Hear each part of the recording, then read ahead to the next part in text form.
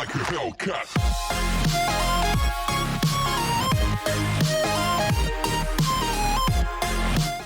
Before we get started, I have a favor. If you enjoy my content and want to see me continue to improve in both quality and size, please check out my Patreon linked in the description. Any amount helps and it is greatly appreciated. There are so many rewards for each level of donation, so go check it out. Now back to the video. Alright, on to the final section of the recap. Story development. Let's hop into Overwatch 2 is probably the largest opportunity we've had since the inception of the franchise to really expand what Overwatch even means to our players. In 0 Hour, we saw that some of the heroes got back together, but we're also seeing that there seems to be a second huge Omnic uprising.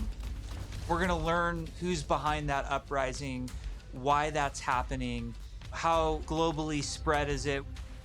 The story and franchise development group, they were really the torchbearers of what the big story is that we were going to tell for this game.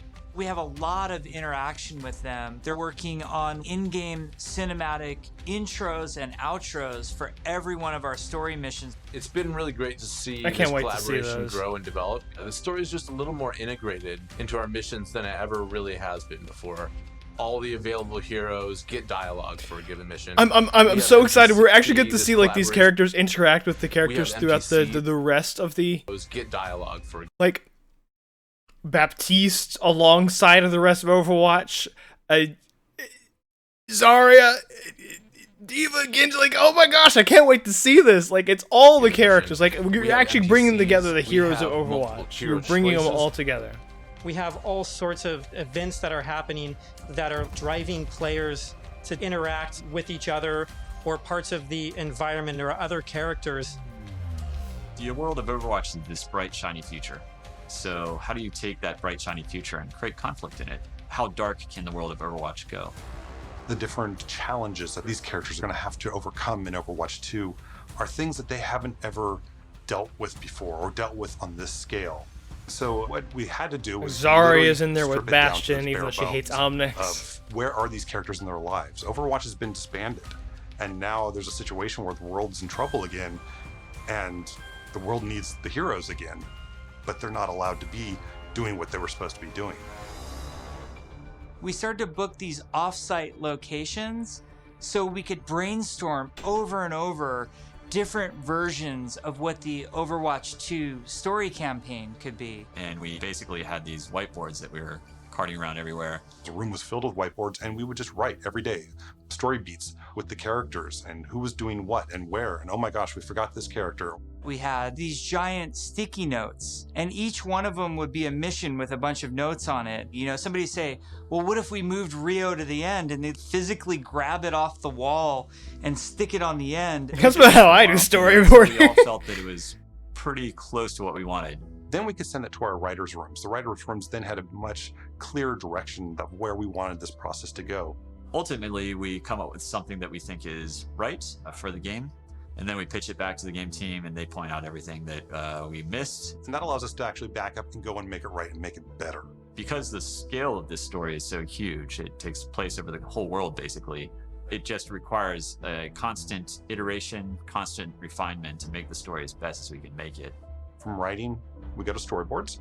The storyboards get crafted with the edit. From there, it'll go to a previs department where they'll start to flesh it out in 3D. Once we've kind of figured out our camera work and our cinematography, that'll then go to the animation department. And then we end up going right into the game engine. That's the only bit of don't hit Bastion, poor Bastion. He's just like, don't hit me. How to integrate this story and Oh, that part had me stressed out because I thought like Reinhardt was just gonna freaking kill Bastion, and like they were gonna show that. I'm like, no, if he's gonna die, don't show it now. Don't kill Bastion, poor Bastion. I hate him competitively, but I love him characterization. We also saw Sombra there. Sombra seems like she's in more of a leading position than talent at this point, though. We really are also trying to get the music to be equally as consistent from in-game cinematics straight through to the mission. Adam Burgess, our lead composer, has been working with the IGC team, with the game team, developing themes for all of the heroes, all of the locations.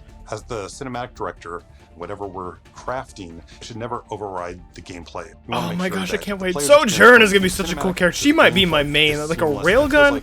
Sounds like an awesome ability. The engineers, we have to find Okay, so going on to that passive thing with Sojourn, I'm thinking that once she gets the kinetic energy up high enough, her weapon starts doing more damage, maybe. Like if we go back here, if we can get to the gameplay. Cinematic to the gameplay is seamless. So she doesn't have her ultimate active whenever that's happening. It seems like she can activate the kinetic, or the kinetic ability like becomes active. Or she might be, I don't know. I really don't know. I'm really confused as to how she works, because it seems like each time it just is working differently, which is probably because they're ideating on her. Come to fruition. The choreo tool is a tool that allows people to coordinate different events to happen. Half passive, half alternate fire. If you played our demo, one of the buildings explodes, and so that kind of event needs to happen as you're running by, and you need to have it timed, because if it blows up too early, then you don't see it. It allows story moments in missions that interact with the environment, that interact with our characters. The new tech, Widowmaker swinging around the screen. Are allowing us to push our storytelling. I'm wondering if we're gonna get to play as Talon. What's also really powerful being about choreo Talon is that, in the if story. somebody has an idea, they can mock things up really quickly. We got to show the Widowmaker making this awesome introduction. And Casey was able to quickly put a really rough prototype in choreo. And Philip would come in, and on the fly, he's making quick changes. They play tested something that would normally take weeks. It was done in like a matter of days. Each story We do get a new look at Talon a little bit here, but not any scale. We don't get like, we only get the soldier units. Only the soldiers and the hero. India is one of our biggest maps, and it's a fun map because it has a few story beats that we've taken from recent comics and characters in the game. We've From written the a history for each Resurgence city, so that comic? Is cities that what it feel was called? I lived don't remember what it in. was And I called. think that informs the artists so that they know like what it is that the city has been through. The one that had Gothenburg Symmetra. was our chance to show Torbjorn's Gothenburg. workshop. We created a space that kind of fits his height. So there's, step ladders and scalable That tables. fits his We height. designed the space as Oh, if that we were feels so Torbjorn. insulting to Molten say. steel is pouring out of walls. It's pretty epic when you walk into it. Toronto was under siege by Null Sector when the players arrive here. There's a dynamic snowstorm. So as you make your way through the level, the snow is slowly building up. Suddenly by the end, the characters are caught in this gigantic snowstorm and they must fight their way through. In Overwatch 2, we want to give you choice to be able to play this character or that character. So we're designing a lot of systems around how their relationships develop over the course of the story missions in the campaign. I feel like McCree and Reinhardt make a great team. Many characters, all on screen, all at the same time.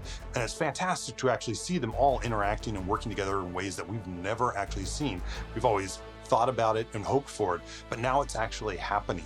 It actually requires us to have a whole new branching dialogue system. If you happen to have Genji and Mercy in the second mission of the game, you might get basically what they're dialogue. saying is, so something that they mentioned last year is that there's some missions, like there's the specifically designed canon for characters that'll be on the mission, but you'll have other options that you can bring on that mission, and it will actually change the cutscenes a little bit. It will change the dialogue a little bit. I think that's pretty cool. That's about their relationship. Something Our I was voice hoping that actors they would bring have. the characters to life in ways that everybody has fallen in love with, from inside Blizzard to the fans. Just to hear this collection of actors all together, all interacting, has been a real treat. He's literally the voice of Overwatch at this point. Reinhardt I is wish literally the people could voice of see Overwatch. how many people are involved when it comes to something like telling the story of Overwatch. It doesn't just come from a singular person. It comes from a group, and it's a really talented, fun group that all works together. We've been developing what we hope is one of the best stories ever. And, there's some key story moments that I'm really excited about, and I really can't wait to see how people react to it. First I thought it was Bob for a second. I'm like, Bob? He's on the Overwatch team! And then I realized that it was, it's not at all what was going on there. Alright. We don't really need the end conclusion. What do you guys think, though? Were you guys let down, or were you guys given some new hope for Overwatch 2? I was definitely a little let down that we didn't have like an animated short of some sort, maybe like a Sojourn-centric animated short. It's kind of let down we didn't get the Kanizaka Fox ninja girl revealed, but oh well. I was skimming through this to see if I could see any glimpses of the characters being shown off, any characters we don't know about being shown off. I think they were really careful about not doing that, but what do you guys think? I'm still hoping that we'll get like the ability to play through the Rio de Janeiro mission with this year's archives missions, but I have no clue. But feel free to tell me your opinions in the comment section down below as always. Thank you all for watching. Please like, comment, and subscribe for more content. Follow me on socials. To keep with you, the channel, go Discord, join the conversation page if you feel like supporting me. This is EmeraldAvengerG. See you whenever well, you're going to see me before then, but see you when Overwatch 2 is officially released. I will be probably one of the first. I'll try to be the first to play it, but yeah. I'll see you guys in the next one. This is EmeraldAvengerG. Have a nice day. Stay safe. Peace out.